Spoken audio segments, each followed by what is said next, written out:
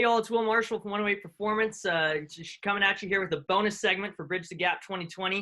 We got my man Ted Bezemer here from AXIO. We're going to tell you a little about what AXIO is, the whole backstory from it.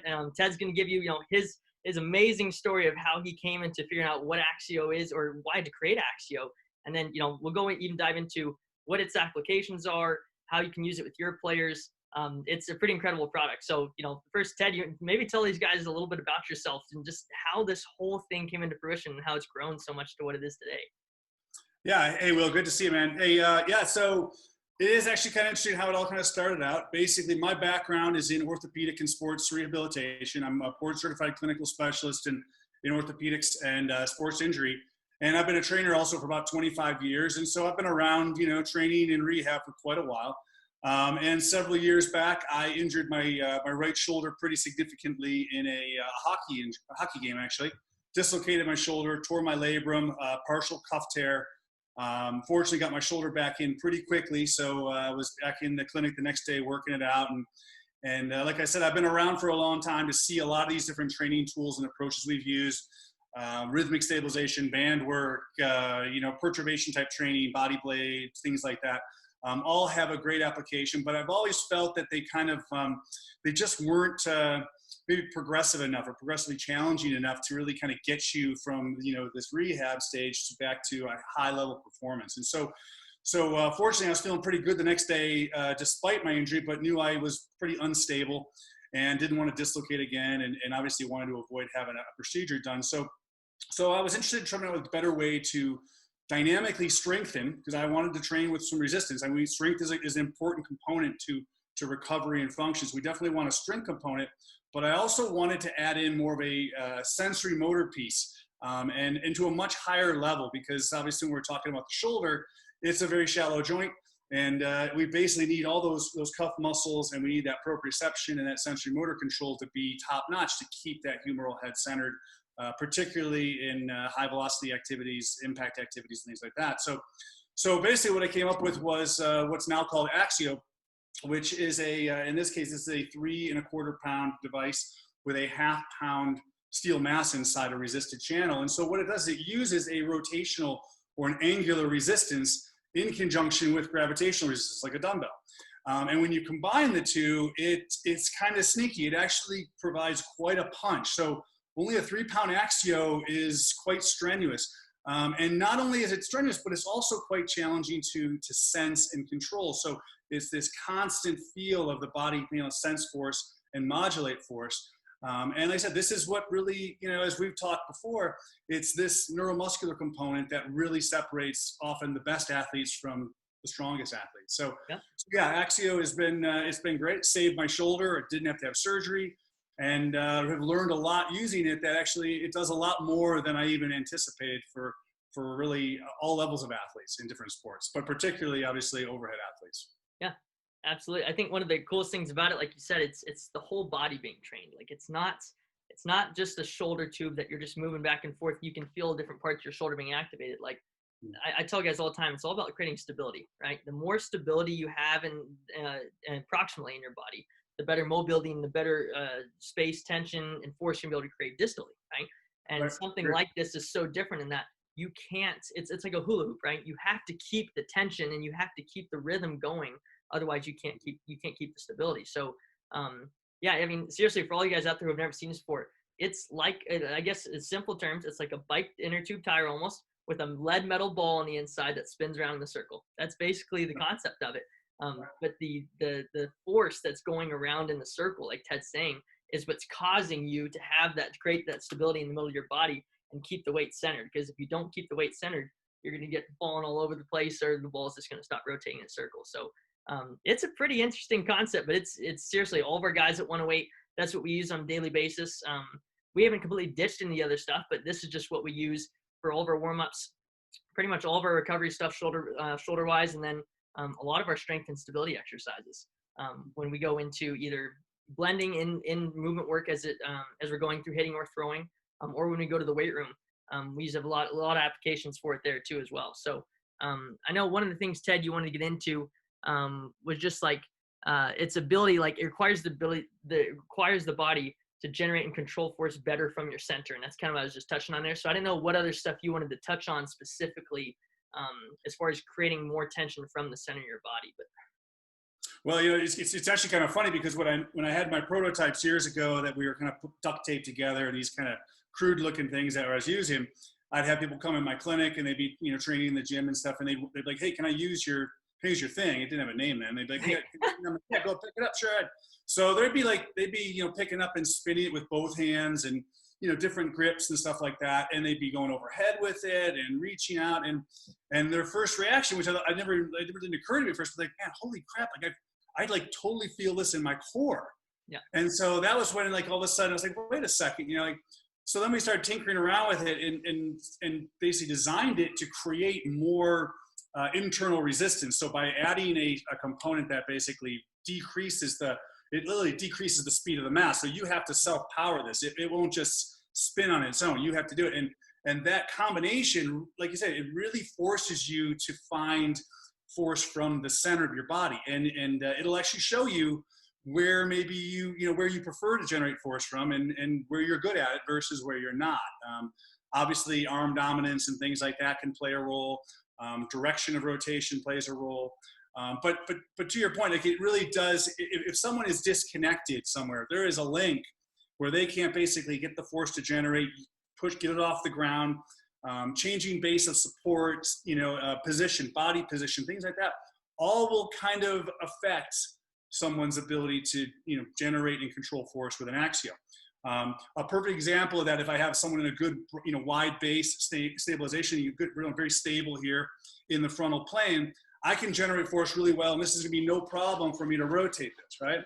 As soon as I put myself into a split stance, a single leg move, a split squat, anytime I change that base of support, you'll often see people will have a tough time trying to figure out where it is and how to move it because they can't connect enough to make it happen. And so it is kind of interesting to watch how it does change based on how you're using it. But to your point, it forces you to create that central stability.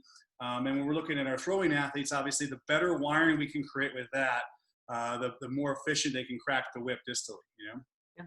So in essence, what you're saying is and we've talked about this before, but it's not only is it a tool you can use for exercise, right? And you can use it for either core training or you can talk about shoulder stability, anything like the overhead stability, but it's also an assessment. Like you can literally use it to assess players, finding out, like you said, either their dominance where they have more strength on one side or the other, or if you put them in a split stance, it's like, okay, well, they're not as stable on this hip. They're not as stable getting into a lunge on this side. And I think it's really valuable in that sense too, because you can find out very quickly without having to put a bunch of weight on their back to find out like, oh no, he can't get into that position. No, it's just he can't create any dynamic coordinated tension is the word you always use. And I love that. Like that is everything. That is what moving is it's coordinated tension, right? So if they can't create that coordinated tension as they move, they get into a really tough spot. So I love the fact that it is great for exercise, both in, shoulder stabilization, core stabilization, but also we use it as more of an assessment too, in that way too. So maybe we can talk about, I don't know if you have anything to add to that, or if you want to get into kind of some of the application we have for it with baseball players specifically. And then maybe we can get into some, like, I know you want to talk about maybe the 3 different kinds and the 3 different weights and stuff like that as well. Well, I think the obvious reason why, like for overhead athletes and baseball players, throwing athletes in particular, it's a no-brainer. It really, there are tools out there that we've been using that have worked pretty well. And I would just say this kind of is another level in that kind of perturbation type concept, I guess, of training. But I think unlike a lot of perturbation training devices, whether it be for baseball, overhead athletes, rehab, whatever, the piece is that it has to, you usually sacrifice a level of resistance for something else. So, I'm going to do unstable surface training. Well, now we're going to decrease the load, or we're going to now do something with a higher strength phase. Like we give up one thing for the other. And I think with AXIO, and one of my goals is to not sacrifice so much one thing for the other, but to have a high level of that neuromuscular piece with a high level of neuromuscular activation. And so it's that combination. So if someone has a tough time doing it with one arm, or there can be a strength piece, it can be a stability piece, there can also just be a neuromuscular piece. Right. So, but it doesn't matter. The idea is just feed it all, throw a net over it and capture it and improve it, right? As far as throwers go, without a doubt, they are attracted to it because they look at it for arm care. They're thinking, this is going to be great for my shoulders, great for my elbows. And we're looking at even more and more research every day. We've got some really smart people. Steve Thomas, who's a shoulder research specialist, advisor of Phillies, a PhD out of Jefferson University. He's been studying. I mean, we have some really good people who are looking at what this does. And obviously the most obvious thing that trainers, therapists, and even athletes pick up on is the fact that it's 360 degrees of force. So if I were looking right here, if I'm holding a wand or something like that, I'm only getting one plane of direction of force, and it's constant. Yeah, I can increase the resistance by going faster, and I create greater force vector, but it's still in the same plane. It's still only 90 degrees to the lever arm. And when you're looking at the shoulder for a thrower, I mean, like I said, it's a golf ball on a golf tee. It's a very shallow joint, and like we need, for high level performance, we need all of those cuff muscles to fire at the same time. Not the same necessarily amount, but they're all firing in different degrees. And it's sort of playing like an orchestra in the shoulder versus, on, off, internal, external, abduction, abduction, internal, external rotation. We oversimplify really what happens or what needs to be done.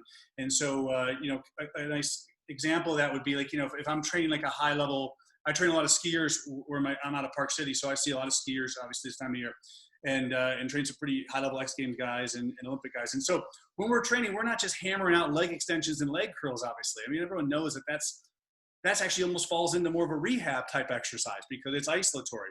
Right. So clearly, same thing with baseball players. We're not sitting here just pushing weight and hammering weight all the time. We have to train some of these rotational and these dynamic movements. And that's where I think this kind of takes some of those standard tools that we've been using over the years. And like I said, I've used them for a long time, and basically steps it up another notch, adds the other component to it. So arm care is a no-brainer. Firing the cuff in 360 degrees, where you have to sense and control force and drive it literally. I mean, it's like a ride. It's constantly, the fact that you can do 30-second intervals and basically noodle your arm. Yeah. I mean, 30 seconds is really all it takes, Right. So versus just doing lateral raises and like I said, 30 seconds of this will fry your cuff probably faster than those other things will. I think that's obviously a very attractive thing. But I think the other special thing is what you're bringing up is the idea of integrating it with movement, different body positions. Obviously, a lot of our throwers want to train end range stuff, late cocking positions, reaching out, things like that. And I think those are all great flavors, but I don't think they're not necessarily needed though to generate benefit in our athletes. Yeah. But like for shoulder stuff, without a doubt though, I think the classic one is I might just put someone in a long axis position because you got to keep in mind my lever arm. If I have a short lever arm, this weight is going to be double when I lengthen my arm here. Okay. So if I hold it out here and I hold this way and I rotate like this, I'm getting 360 degrees. That force is rotating, it's constantly fluctuating around my shoulder. So everything's firing, at different levels. Now, if I work on supinating and externally rotating, flipping my palm up and back and forth, now I'm creating motion with that.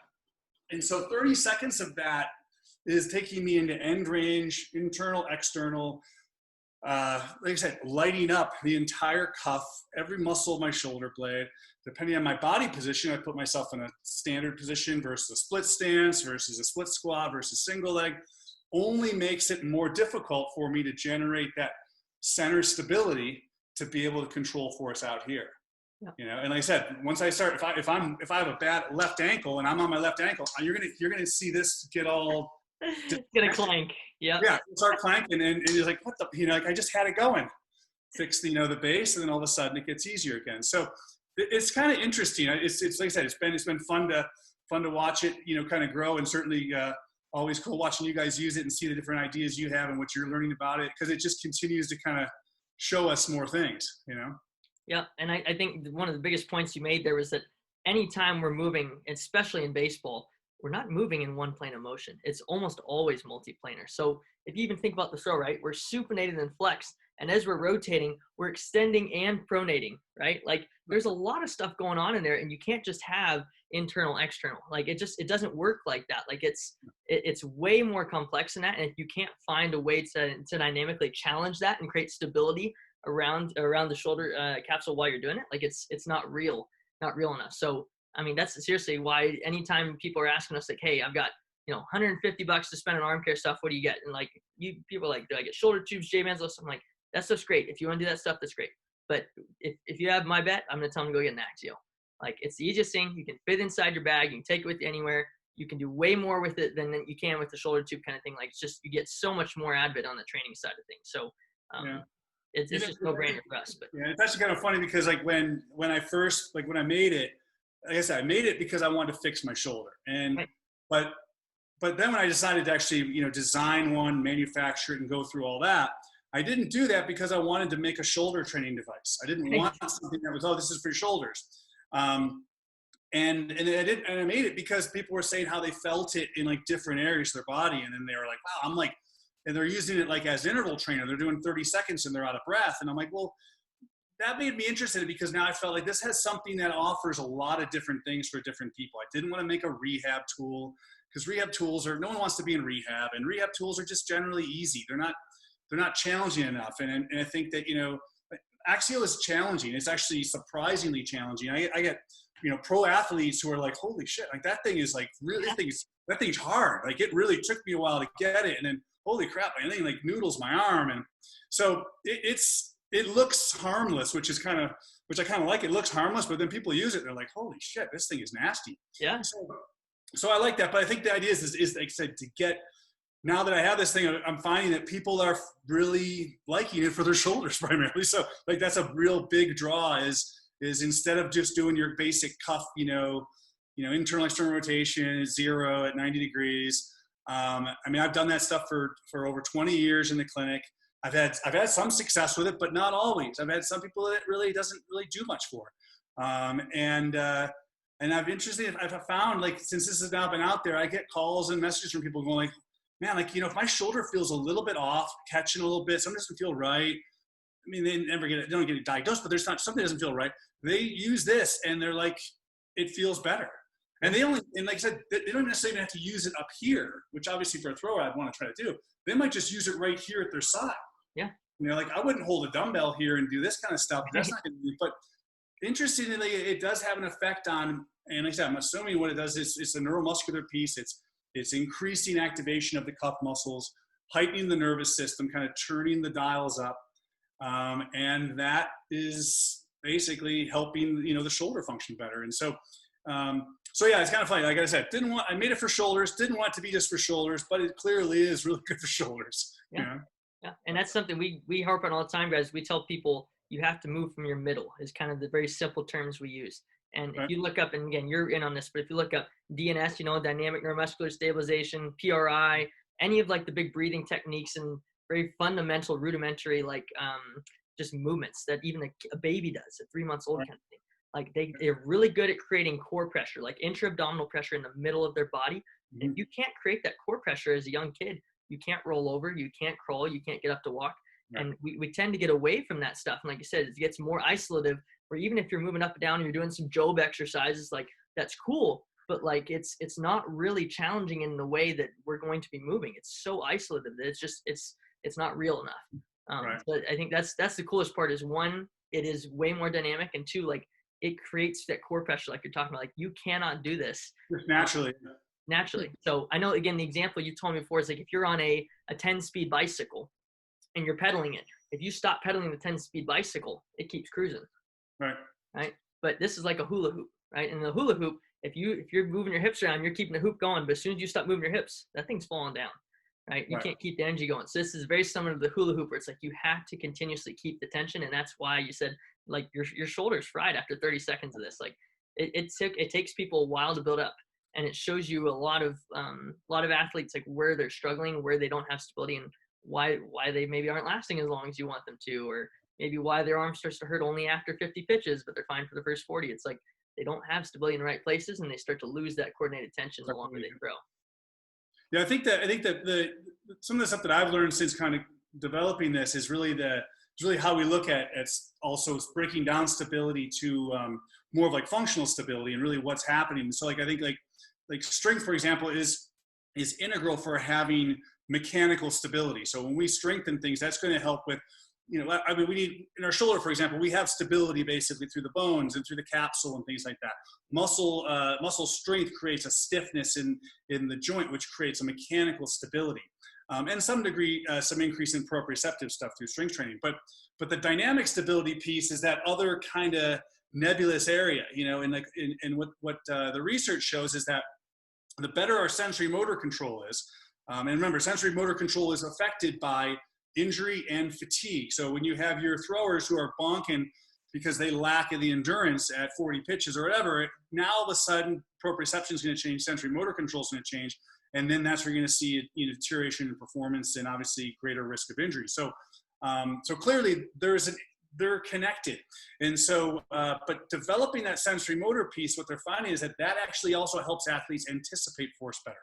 So what I think was unique about this is that idea of helping the athlete or helping anyone, and then maybe it's coordination of what we're talking about here, but is be able to sense and modulate force most efficiently.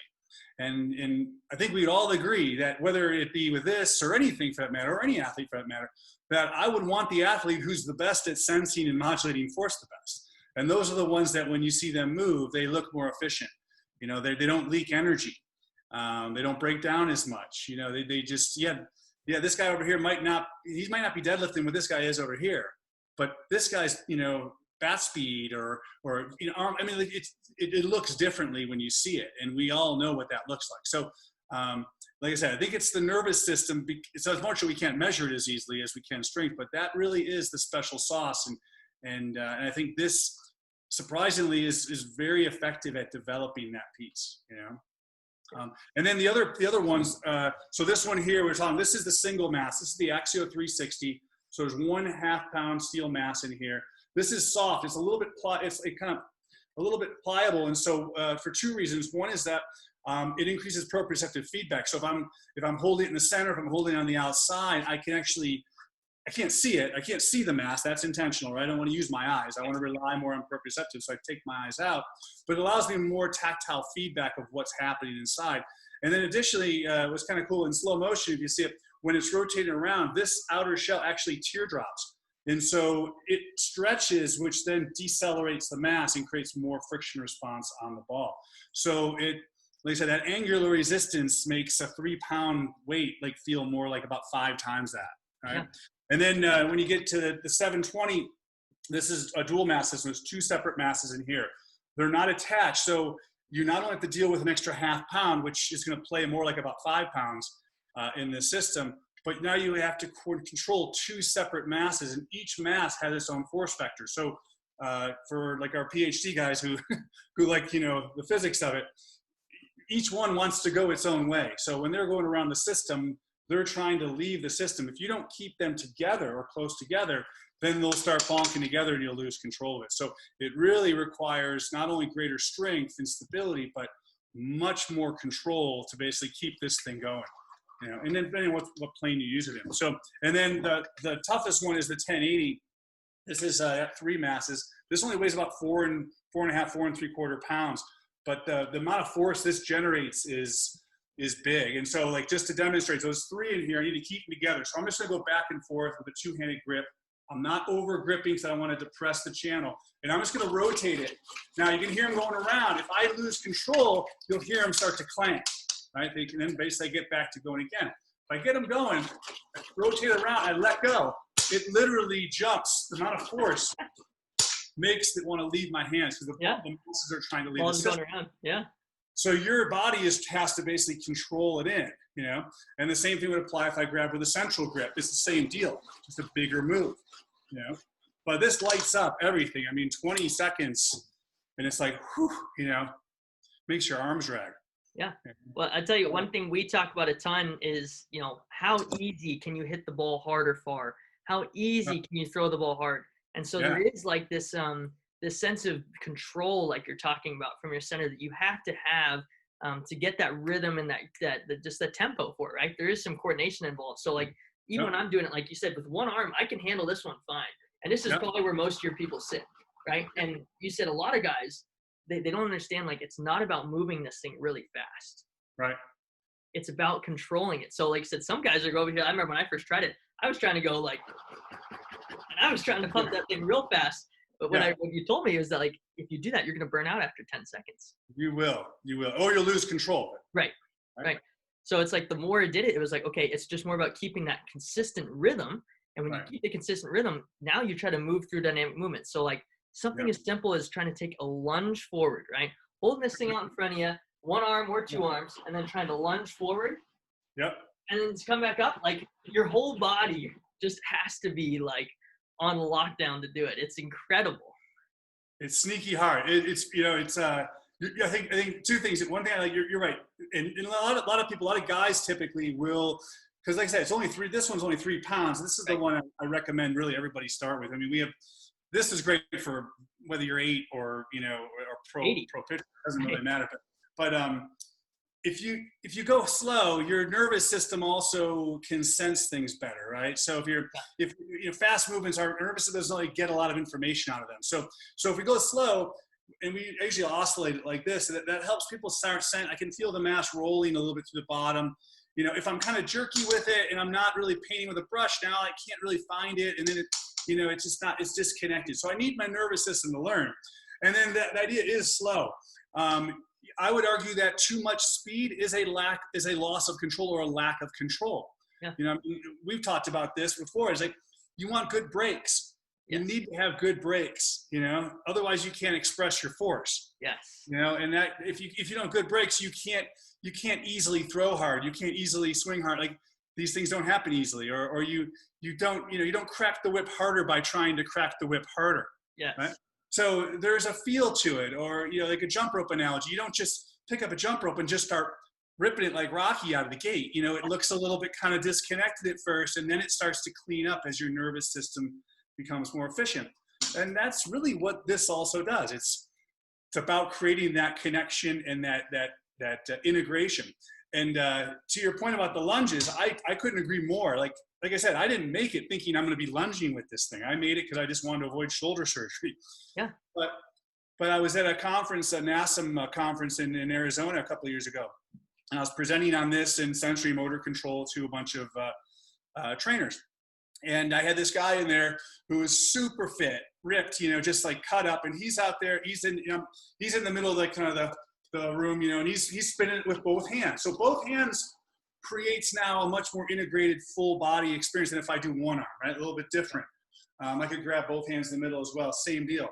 So he's got both hands and he's ripping it here, and I'm like, nice, and I'm like, well, put yourself into a split squat, just stand there. He goes down into a split squat and he's ripping it again. I'm like, that's awesome, great. Can you do a lunge? He's drop down and come back up. So he goes to do the lunge, he's rotating. So I'm thinking, like, what's the worst thing that's going to happen? He's just going to lose control, right? You'll just hear it clanking. Okay, you got to start over again. He goes down into his lunge and literally collapses to the ground when he tries to come out of it. So while he's rotating this, he drops into valgus on his front leg and literally hits the ground. This thing goes down on the ground, and he gets up. And I remember just probably being like pointing at him, like, I couldn't believe what I just saw. This guy completely buckled. Now, and he was thinking there was like a hole in the carpet, or he stepped on an outlet or something in the carpet, and he was like rubbing his foot. But something just happened there. He disconnected. Something happened where literally, like, his leg gave out. Like, it just, like, with spinning this, like, what's happening? So that there's that coordinated tension piece, that ability to stabilize, accelerate, decelerate at multiple segments of the body. It's fascinating. I had one gal who had an old calf injury, and a similar type of thing happened to her in a split stance. She could do it with one leg forward. Once she put herself down to a split squat with her it was like an 8-month injury, old injury. She wasn't even really symptomatic, but a little bit weaker. She collapsed and almost took out a couple of tables and chairs next to her trying to spin this. And it was because of some disconnect through her hip and her pelvis, and she dropped.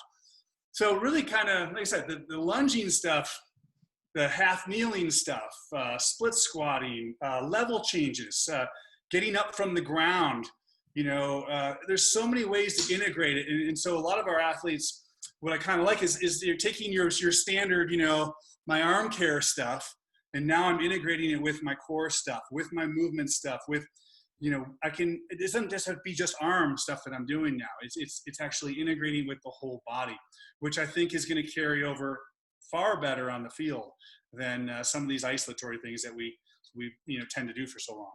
Yeah, and anything that is isolatory, a lot of times, like one of the biggest problems we have in all sports is overcoaching, right? And like it's silly. Like if you go to the golf course and you go watch anyone, they're sitting there and they're like looking at their hands, where my feet, and then they spend all this time doing a swing, then they go to hit it and they don't even hit the ball, and it's like, okay, like there's way too much thought going into this. Like there needs to be more feel to it.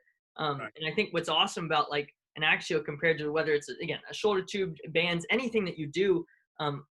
Even if you're in a weight room, you can't really just give a guy an exercise typically and say, go. You have to watch them do it. They have to have good form. The pattern has to be good.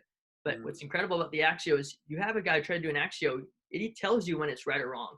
You either can do it right and you can keep it spinning, or you can't. And if you don't, it just goes clank. And so they know when it's right or wrong, and it's the best feedback because you can't cheat it. Like you have to do it correctly. You can't compensate. You can't manipulate. Like, oh, The guy will be doing the shoulder tube, right? And you can see his just all trap and all deltoid, and it's worthless. But then you get an AXIO, it's like you can't. As soon as you do that and you lose your control. We'll lose control if you go into. You're exactly right. If someone goes into, because that can be a compensation whether you're just lifting a weight or spinning an X-ray. But if I go into here, they'll lose control here. It'll stop. You won't be able to maintain it. If you do rotational stuff, I like using this with double arm and stuff, trying to work on rotational stuff and maintain it. If I don't get my torso to turn and I just break from the arms, I'll lose control of it. And it's one of those things where like you mentioned golf is a perfect analogy, because golf coaching in general sometimes can put a lot of things in people's heads, but golf is notorious for putting tons of thoughts in people's heads, as they're getting ready to perform a movement, which is obviously the last thing you really want to do. And the same thing also kind of happens with this. If you get people who are really, focusing on it and thinking about it, quite often they'll actually lose control of it. Now in early stages of learning, it's kind of interesting because, and I think we've talked about this before, but if you think about like in early stages of motor learning, kids need to be like kids carrying a cup of water, for example, right? They're, first time they don't have a top on it, they're walking around and they're holding it up. And so what happens is that their brain, their central nervous system is highly involved in holding that water. Their brain is saying, hold the water. Their brain is saying, watch out for that on the floor. Their brain's saying the wind's coming from, everything's happening up in upper level management. And that's great in early stages, but like, you might be walking around, you got your water there and I end up nudging you. Your brain says, hold the water, but anything that happens to correct you from spilling it, prevent you from spilling it, all happens peripherally. Right. And that's really what motor learning is about, is you want people to peripheralize these corrections. And like I said, so the better that happens, the better people move, the more efficient they move, the better they anticipate forces. It just, that's the special sauce, is trying to create that environment. So in early stages with this, I think people need to maybe kind of go slow but once you get it, it's like, it's, you don't even think about it. You dual task, you do different things. And it just, the better you get at it, the harder you can make it, Yeah, and the sooner you get it, the more it becomes like second nature. You don't think about it, and just like efficient movement, right? The best movers, they don't have to think about it. They have one or two things they think or feel, but oftentimes they just get up there and it's just compete, and that's as simple as it is. And that's hit ball, catch ball, right? Like, it's kind of there's no you don't want to go up here. Same thing like an efficient company, a new company has upper level management, runs everything, but once you become efficient, now you got your VP of marketing, now you got your sales, now you got your distribution. Everyone's got their own job and everyone does their own job, and it works really well that way. So it's you almost have to get out of your own way, with this too. Yeah, absolutely. Okay, so what if, let's say we got a bunch of baseball coaches in here, more than likely, right? And they're sitting here going, okay, this thing looks really cool. I can see it's really applicable. Let's give them some stuff they can do. Let's show them like, hey, you get this thing out of the box and you got 12 pitchers that you're going to go do some exercises with, right? Okay. Like how do you think they should implement this best with their program? Yeah, so I think first of all, lots of applications, obviously. And I would say that of all the different athletes I've using this, I get feedback. I get different feedback from everyone saying like, well, I like this, I like this, I like this. So I like the fact there's a lot of different ways you can use it that people really feel the benefits from. At the very least, obviously, the most obvious stuff would just be finding a stable position to be in and working on short lever arm, long lever arm rotations. Because you first have to be able to sense it and find where that mass is and drive it.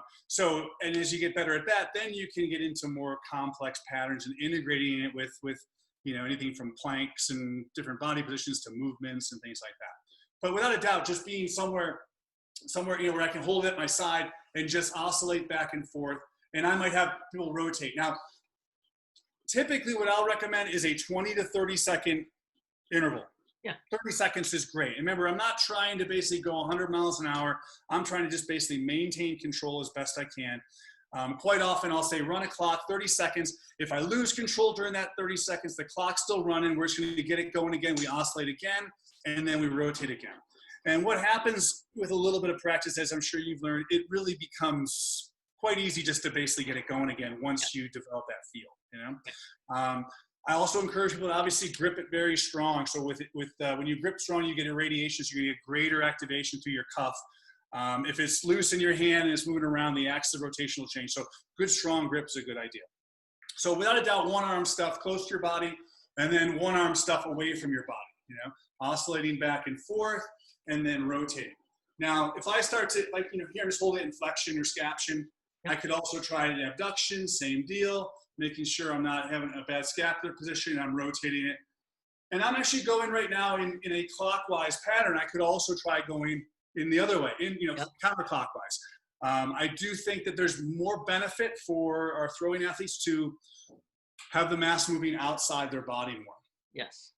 I think we haven't done any EMG testing yet on it, because I know it lights up everything, but I would hypothesize that we'd probably get a little bit more posterior chain stuff with more of an outward movement with it.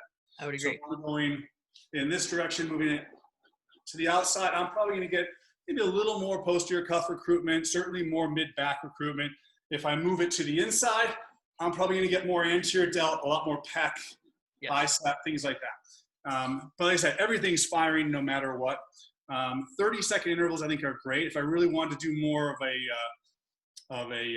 build more endurance and stamina, then I would say, we could go upwards of 60 to 120 seconds. Right. Like I said, it really comes down to really what you're trying to achieve. But 4 to 5 sets of 30 seconds in different positions is pretty strenuous. Yeah. Now, so the one arm stuff you can't go wrong with. If I wanted to advance that, then I would actually have someone go from different positions. So from from flexion or scaption to abduction. Yeah, moving it as keeping this rotation. I like a lot of upward scapular rotation, so reaching positions. Yeah. I'm trying to really get my scapula to go up and reaching, almost like I'm drilling a hole up in the ceiling, right? Yeah. And I can move between those positions. So I like going overhead quite a bit with my throwers, obviously, because they're constantly getting pulled down, right? Yes. Once again, same parameters, 20 to 30 seconds, run sets.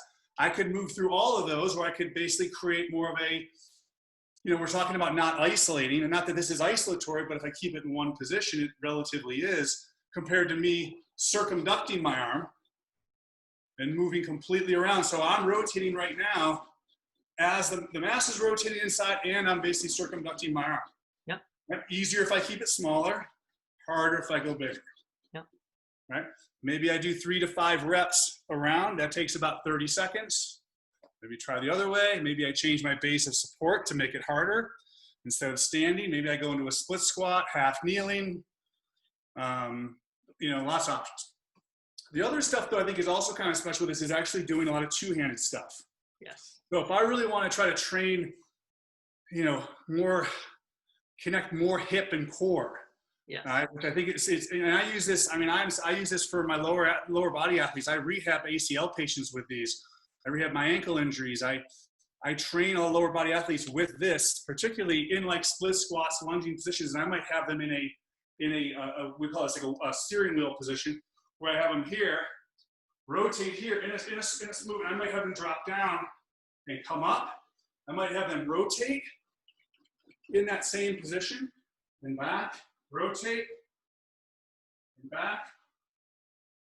You maybe do 2 to 3 reps each way. Like I said, about 30 seconds. Sneaky core, sneaky aerobic. Yes. I'm huffing just from doing a couple of those. And like I said, I wasn't really trying to rip it. I just trying to control it, keep it going.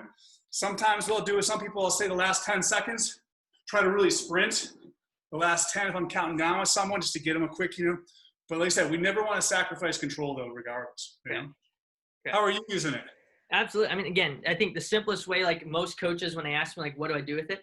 Like, if you want to do a lot of the similar exercises you're going to do in a regular, like, shoulder care routine, although it's a little bit short, but like a lot of guys like to do the same internal, external band work, whether it's here or here. And like, sure, you can go here. And like you said, you can go clockwise or counterclockwise. You can have it in a stationary position, or you can oscillate it and have it go out and bring it back. I'm not as good. It's going back and forth. A lot of guys will like to start up here. And sure, you can start it up here, and that's perfectly fine too. You can bring it through a full throwing motion. Right? Bring it all the way back. And like, they're all valuable. It depends. And like you said, I don't like to do it in one position typically. Once they get a feel for how to move them, I'd rather them go through movements and, start here and then work their way up and out and then doing a full circumvention. Like you're talking about, like anything where you can make it more dynamic, the better. But that's obviously in the stages as you go out. So you might, like I said, you might start where you might have a guy who can only do it straight out on their right arm, only rotating it forwards. And that's the only thing he can do for a week of doing it or something, and hopefully not. Yeah. Hopefully he's not in that bad of shape, but literally a couple days of them getting a feel for it at one position, you'll be able to change the position. So whether it's directly out to your side abducted, directly in front of you, directly overhead, if you want to go in 90-90 position, kind of 90-90 here at the side, you can start in those stationary positions, just going clockwise and counterclockwise. And you could start with something as simple as that, and they're going to get way more out of that than if you just say, hey, go do your band work. Like so much stuff just gets, guys they can half-ass it, they can half-ass bands, they can half-ass shoulder tube and stuff like that, but you just can't on this. They have to be locked in every single time they do it. And, once they get good and they feel like the exercises are easy, you can progress the exercises in a million different ways that it's never ending. Well, I think, I think like some of the stuff that I really like to use, I like to integrate it into, well, I said different body positions. So like, I think side planking with this is phenomenally effective because you're getting a closed chain activation on one side with an open chain on the other. And so I might put them on a side plank and, maybe they're holding it stationary to start. Maybe they're here to start. And then it becomes this, forward raises. And, I think what athletes need to understand is that, is your body's learning to basically sense and control this. And there's going to be some hiccups. There's going to be some speed bumps. You're going to lose control. Like that's part of the process. That's part of getting better. Like, I think, it's almost like, well, I'll do bands because I'm not going to mess up a band. But it's like, but the process is actually the value. The value is in the process of becoming more proficient at it. So I think people need to understand, like when you're, even if I'm in a side plank and I'm doing this and all of a sudden I clank it, I'm still in my side plank and I'm going to oscillate it some more. I'm still training stability. I'm training. It's all this stuff is still good, even though I'm not, 100% perfect with this yet, and it grows. And I've seen it with all levels of athletes and just even fitness users. Basically, people get better with they keep playing around. They riding a bike, they jumping rope. You get cleaner and cleaner and more efficient. I've even had some people who pick it up and they get it going a little bit and then they kind of clank it and then they come back like a day later and they pick it up and they're like all of a sudden like spinning it and ripping it and they're like, oh wow, look how much better I am. So there's something that happens with the nervous system where it almost kind of cooks a little bit and then they come back and it gets better and better. And then you start basically making it harder and more challenging. And it's also kind of cool. One of the things I like about it also is that there's a little bit of a game-like piece to it because you get athletes together. The Rockies have a bunch of these and they tell stories about like, in the clubhouse, how they're like messing around. They have like competitions, hey, can you do this? Can you do this? Can you do this? And they're lefty, they're like playing like a game of like horse, with AXIO in there, and you do this for 20. Can you do it? Okay. And they're passing around. So it's kind of cool to watch how there's that gamification part of it, which I think is also really good. It's not this mundane, same old stuff that I got to go do my shoulder warm up and train my shoulder work. And that's how I do it. And, and I think also, what's worth noting is that a website has a bunch of baseball stuff on there. We have a lot of videos on there actually for different exercises for shoulders, core, things like that. And then we also have a baseball section that shows probably about 25 or so different things for baseball. Even things like, with spinning this orientation and working on rotation and things like that and changing the angles, things up here. in late cocking, keeping up here. Like there's so many different flavors where you can change the way the angle of it. I don't think there's really any wrong to any of those, other than the fact as long as you feel good doing them and you're not having any adverse symptoms. I think everything is pretty much fair game. But I think that piece of basically integrating is really the key. Absolutely. And just something that sucks about something like baseball or golf is like everything is subjective. There's no good reps or bad reps. And I know we mentioned this earlier, but I love the example I've heard before of like Olympic weightlifting. Right? You go to CrossFit Games or something, there's someone judging every movement you make. And if it's a bad rep, it doesn't count. Right? In baseball, you can't say that. There's no bad reps or good reps. Like it's either you hit it or you didn't. If you threw a strike, you didn't, And again, with this, it's like, if you're in your side plank and you're doing the workout, like, and it clanks, guess what? All that means is that you started to move poorly and you lost that attention. Guess what? It just gave you feedback to know that, hey, I wasn't doing it correctly, or I lost that connection. I need to find that connection again to continue to do it well. So it's literally just like you said, it's more of a game where it's teaching you how to get better at the game rather than you just trying to figure it out. Like it gives you the feedback.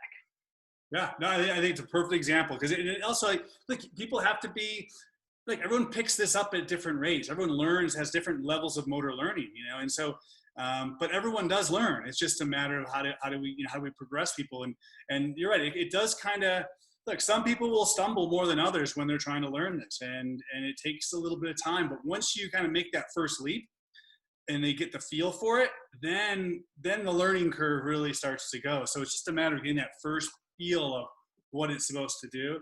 And then, like I said, then it gets it's endless the ways you can use it, and like, I think, the challenge would be like, okay, can I complete this movement without losing control? Like the goal is to basically not lose control. And then now, I can do that. Well, now can I do it with a little bit faster RPM? Okay. Or can I change my base? Can I move? How do we, there's so many different levels of ways to tweak it to basically, make it more progressively challenging. And then obviously the multi-mass systems are a much different feel as well. So yeah, like I say, it's cool to watch it kind of evolve and get in the hands of different trainers and athletes, and the feedback's been really cool just to hear like how people just think it's really fun, and they really feel, how even the tension it creates through the system and stuff like that. And so yeah, it's been great. So I love it. It's been a lot of fun. That's wonderful. One note I want to make is that, you always say, don't do the ones you're good at. Do the ones you suck at, right? So if you suck at rotating counterclockwise, you need to be doing it counterclockwise as often as possible. Don't do the ones you're really good at. If you're really good at lunging with your left leg, you should probably be lunging more with your right leg. If you're really good at rotating left, you should probably be working on rotating right, and be creative. Like you said, like there's a million ways to apply the exercises. And I know you said you have a humongous library of drills and exercises and ways they can use it on the website. But just the same way I tell people with our drills on our website, we've got a couple hundred drills on our website. But I say, guess what? The only way you come up with a drill is by figuring out what you want the end movement to be. What's the stability you're looking for? What's the end result supposed to be? And then you come up with a move based around it. So guys, don't be afraid to make up your own moves, because you're going to find stuff that works for you. And when guys come up with their own stuff, and even if it's something someone else has come up with, like if a player comes up with his own version of the drill that he can do, they have so much more buy-in to it, and so much more ownership. They take hold of that all day long. I agree. It doesn't need to be, you're right. We don't want to overstructure things. Like, if anything, like I kind of, with AXIO, I've created some structure just to give people some ideas.